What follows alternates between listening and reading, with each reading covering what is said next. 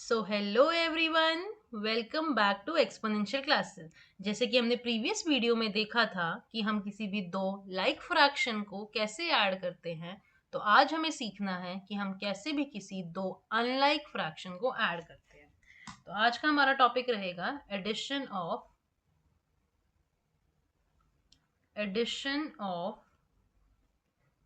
Unlike fractions.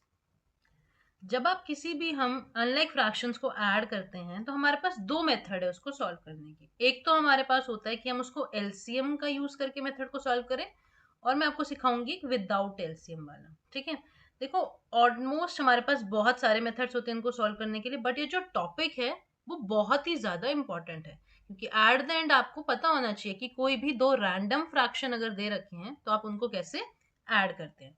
तो सबसे पहले हम सीखते हैं एलसीएम वाला मेथड। ठीक है, तो आज मैं आपको सिखाऊंगी एलसीएम मेथड। पहले देखो, वीडियो थोड़ी बड़ी हो सकती है क्योंकि दोनों मेथड से और बहुत इंपॉर्टेंट टॉपिक है। ओके, तो हम एग्जांपल्स के थ्रू समझते हैं एलसीएम मेथड को। सपोज मेरे को किसी भी दो फ्रैक्शंस को ऐड करना है। Let us take 1/4 and 2/3। आपको देखने से ही पता चल जाना चाहिए कि ये जो दो फ्रैक्शंस हैं ये अनलाइक है। क्यों है ये अनलाइक?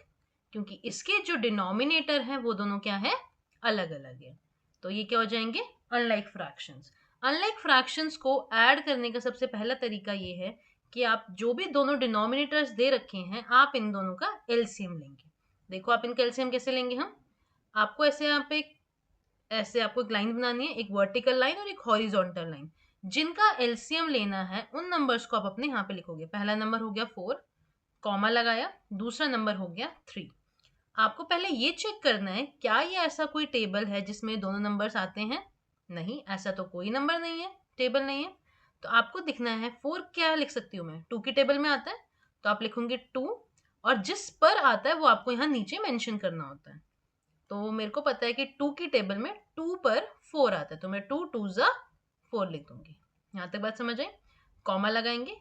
क्या आपके पास 2 की टेबल में 3 आता है? नहीं आता, उसको मैंने 3 रख दिया अपॉन में।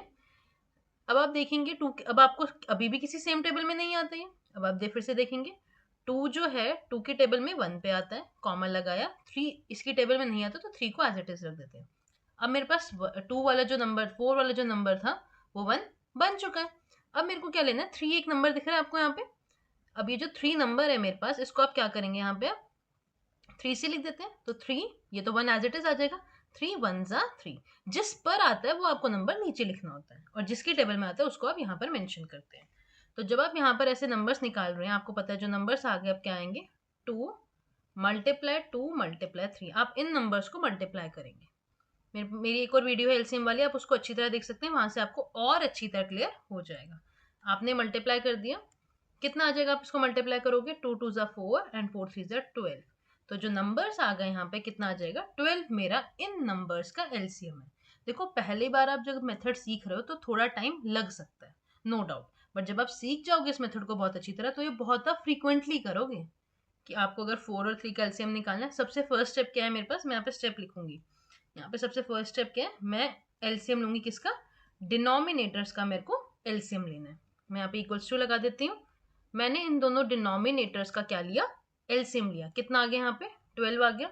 जैसे ही आपके पास यहाँ पर एलसीएम आ जाएगा आप देखो क्या करेंगे, आपको ये चेक करना है कि जो ये आपके पास पहला नंबर है, दिख रहा है आपको नंबर ये, मैं दूसरे कलर से ले लेती हूँ। देखो, जो आपको चेक करना है कि 4 की टेबल में 12 किस पर आता है।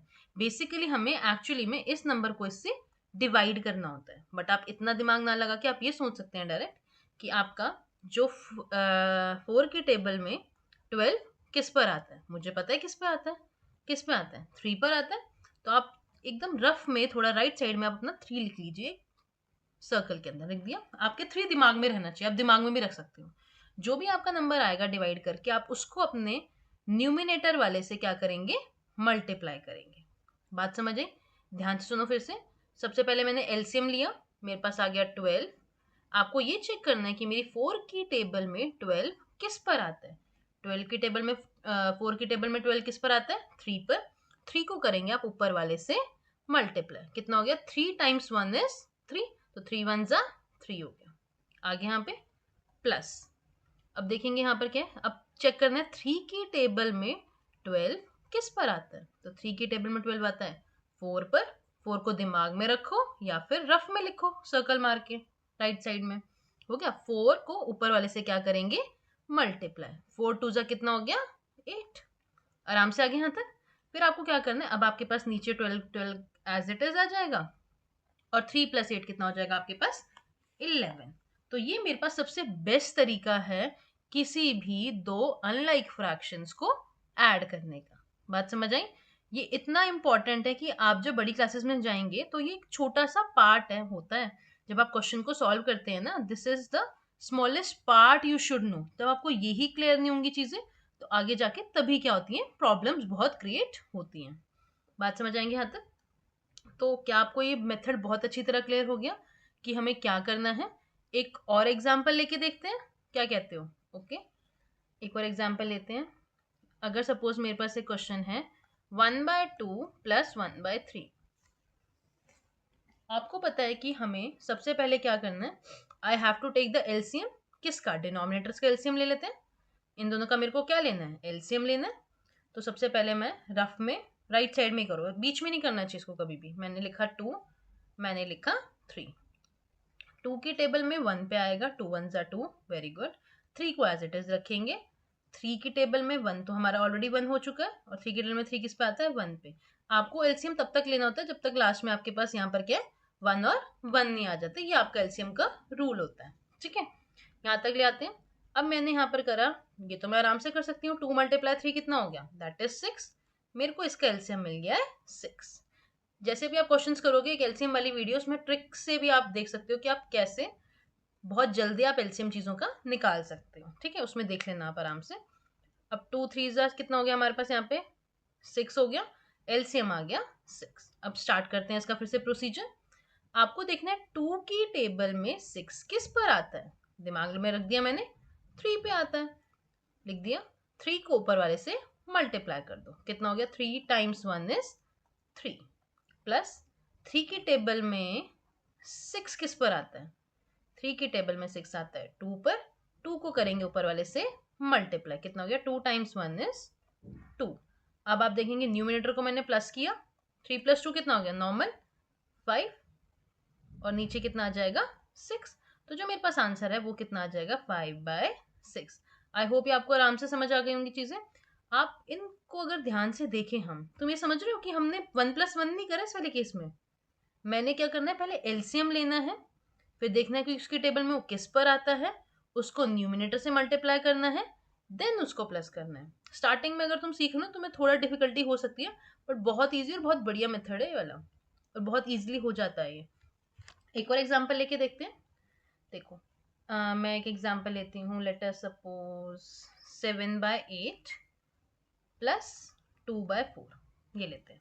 ठीक है, मेरे को दिख रहा है अनलाइक फ्रैक्शन है, दिमाग में जैसे अनलाइक फ्रैक्शन दिख गए, डिनोमिनेटर अलग अलग है, एक ही चीज मेरे दिमाग में आनी चाहिए, क्या चीज, कि मेरे को इनका क्या लेना है, एलसीएम लेना है। ले लेते हैं एलसीएम, इसमें तो कोई दिक्कत की बात ही नहीं है। 8 यहाँ रखा, 4 यहाँ रखा, ये दोनों मेरे को पता है 2 की टेबल में आते हैं। 2 की टेबल में 8 किस पे आता है 4 पे। 2 की टेबल में 4 किस पे आता है 2 पे। फिर मैंने करा 2 की टेबल में 4 किस पे आता है 2 पे, एंड ये आता है 1 पे। फिर मेरे पास 2 बच गया, 2 टाइम्स 1 इज 2, और ये आ गया मेरे पास, इसको हम कहते हैं प्राइम फैक्टराइजेशन। ठीक है, अब मैंने यहाँ पे लिख दिया। अब ये मेरे पास क्या हो जाएंगे, नॉर्मल मल्टीप्लाई हो जाएंगे। कितना हो जाएगा 2 × 2 × 2 कितना हो गया 8। तो ये 8 मेरा क्या आ गया, इसका एलसीएम आ गया। आपने इक्वल्स टू डाला, सुंदर से एक लाइन बनाई, फिर लिखा 8 इस पे। अब आप क्या चेक करोगे, 8 की टेबल में 8 किस पर आता है, पता है मुझे वो तो। 8 की टेबल में 8 किस पे आता है 1 पे। 1 को 7 से मल्टीप्लाई कर लो, कितना हो जाएगा 7 हो जाएगा। तो इसको हम क्या लिख लेते हैं 7 प्लस 4 की टेबल में 8 किस पर आता है, 4 की टेबल में 8 आता है 2 पर। तो 2 को कर लो न्यूमिनेटर से मल्टीप्लाई, 2 × 2 कितना हो गया 4।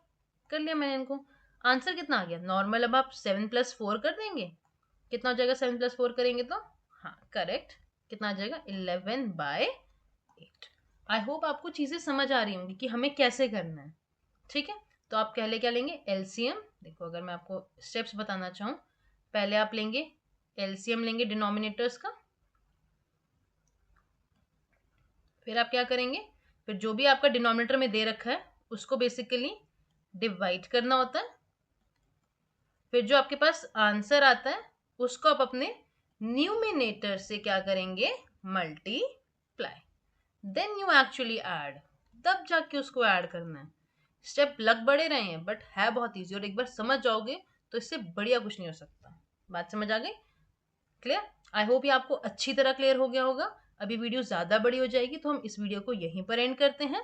नेक्स्ट मैं आपको क्या समझाऊंगी, आपको ऐसे ही ऐड करना अनलाइक फ्रैक्शंस को without any LCM, but prefer आप हमेशा एलसीएम वाला करना। सिखा मैं दोनों रही हूँ, प्रेफर कौन सा करोगे, हमेशा एलसीएम वाला करना, ठीक है? Okay, I hope you like the video, और लाइक शेयर एंड सब्सक्राइब करेंगे चैनल को, and please press the bell icon to stay updated. Thank you, bye bye, have a nice day.